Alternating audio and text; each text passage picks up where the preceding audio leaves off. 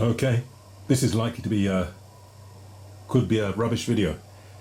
I'm doing it for myself, really, because of the opportunity, but it might be of interest to one or two. I don't know if it's going to show anything, really. Basically, I've got my Fender Super Twin Reverb, which is 180 watts, and I've had it since 1979. So 180 watts, can you believe? And I don't know, I changed the speakers out for Celestion's donkeys years ago. I don't know how many years ago. 15 maybe more. Had to get them drilled because I didn't have enough holes. So I took them to a guy who had a proper thing to do it properly. So I put in there, all those years ago, Celestion, what are they called? Classic Lead 80s. Now the reason for that is not that I used it at 180 watts, but there weren't many 12-inch speakers that were like, 90 watts each. At the time, they were less than that. So these were approaching it. They're 80, so it's 160 watts. I figured I never use 180 watts anyway. So that was the reason for choosing them. And it was very difficult in the day to know what to. We didn't have the web so much, did we? Well, possibly, but so what do you do? Something about the sound I didn't quite like. Now these are meant to be lead, and they're meant to cut and have that edge, and there's something a bit edgy about them, I've found, though they did seem to be better than the originals. So a number of years ago I got these, because lo and behold we've got 90 watt Alnico Celestion Creams. As you can see from the dust, now these have been sitting again for years because I never got round, and I wasn't doing so much. I was playing other instruments and stuff. I wasn't doing the guitar so much after I'd done that. Things just changed. So I was going to sell them, but now I've got a few guitar gigs coming in, and I thought, you know what? Let me mount them. Let me put them in and see. And so, in this recording is ridiculous because it's a 180 watt amp. I'm in my kitchen, and it's going to be a minimal level, but I thought, let me just play at the minimal level that the neighbours will tolerate, which is going to be pretty quiet, before I swap the speakers out with the lead 8. I've got the classic lead 80s in there, record it on my Tascam, which is quite as good a recorder as I've got, and then without changing any of the settings, I'm going to put the Celestion Creams in, and then record that, and see if there's any difference that I can detect at that really low volume for, let's say, for an amp these are for 90 watt speakers and 180 watt amp, and I'm probably using a quarter of a watt or something.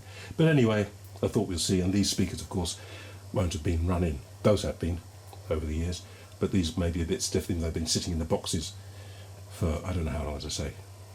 That's the idea, and we shall see. Here's the plan then.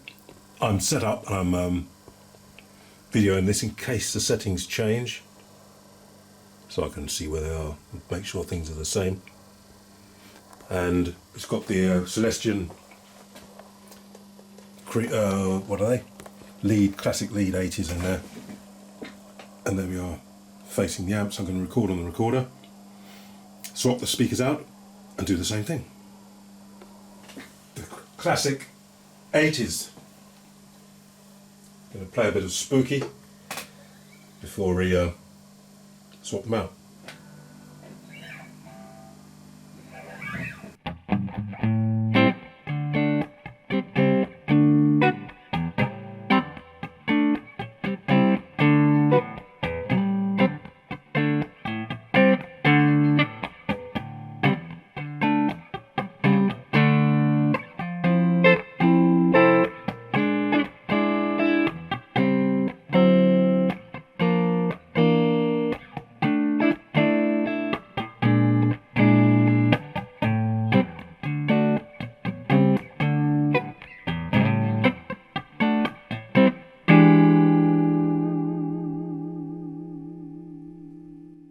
So what I wasn't so keen on, I'm raising my voice here so it comes across because I'm behind the mic, is a kind of,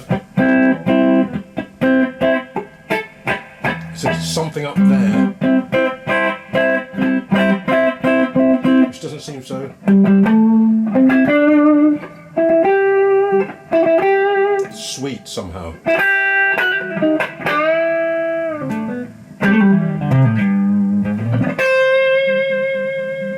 Don't know. Let's see. Put the creams in, see what happens. Okay, I'm kind of halfway through, and this is the classic lead 80 and the Alnico. I just thought you might be interested in this just on the camera and mic, but nonetheless.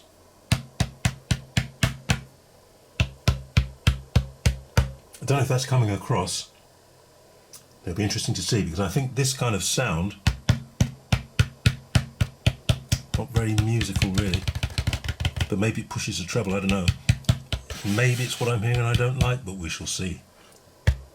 But certainly very different, no?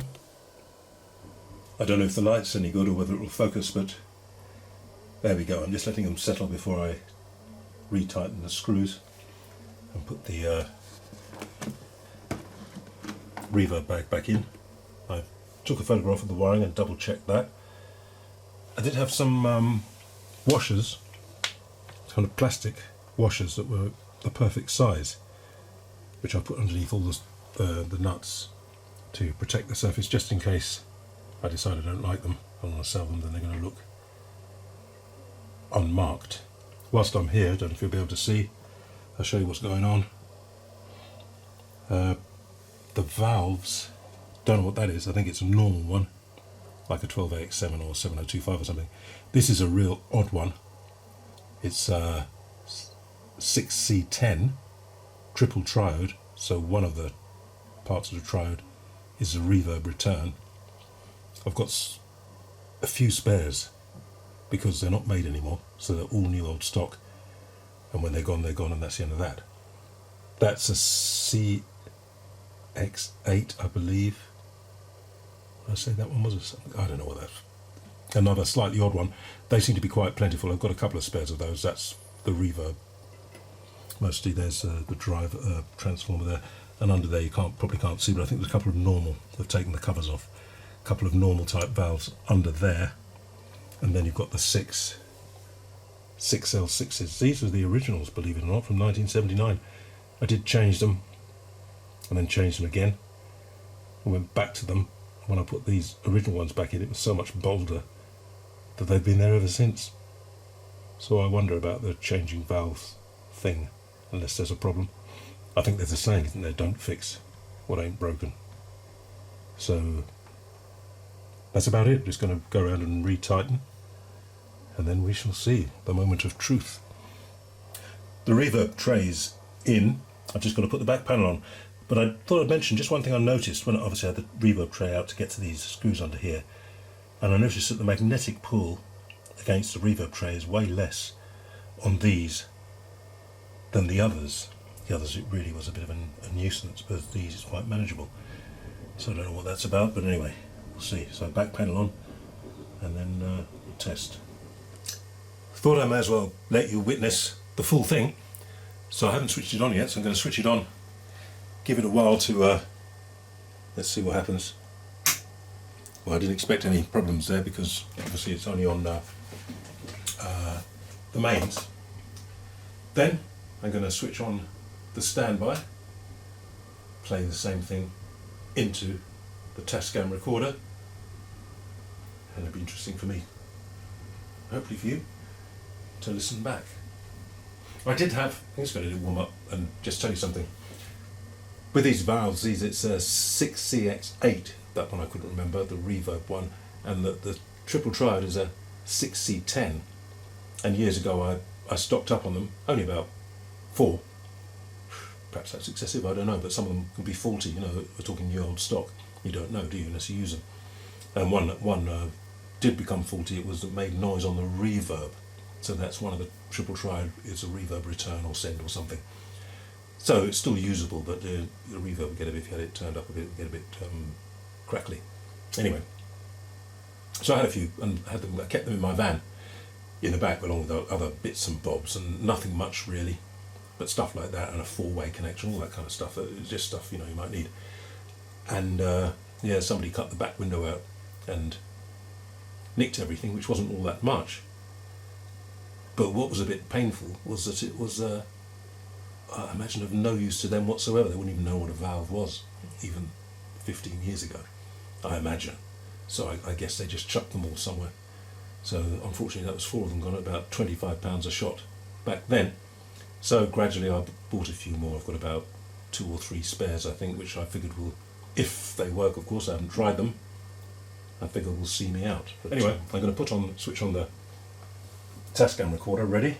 Okay, so that's recording, and then let's, I've got the guitar turned down. I'm going to throw the standby switch, so if you hear an explosion and you hear no more of me, then you'll know what's happened.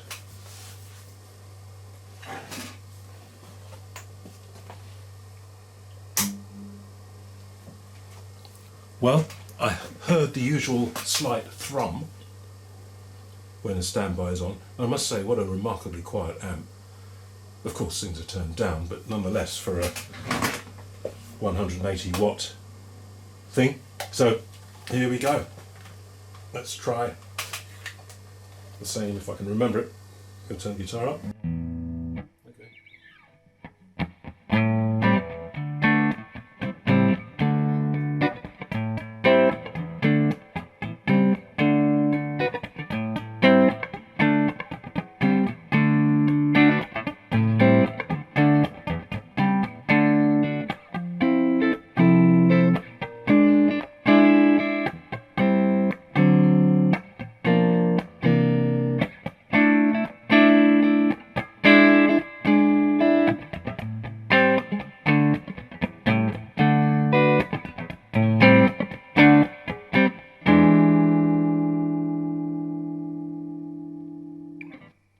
Well, I'm going to listen back, and I'll tell you what I noticed. I did notice something. There's more bloom. That little edgy bit, it's still there, might be the guitar for all I know, but not as much. But so far so good. But you know what these things are like, it's early days. And also something else, I've got a gig, the reason I'm doing this is because I've got a couple of gigs coming up with it, and one of my rules was never do this kind of thing and use it first time on a gig. Never change a piece of equipment or have something new and use it on a gig first off. But I reckon I'm going to, from what I've heard, unless I've not connected things properly and they rattle loose or something. I don't think they will. I can't see it can be a disaster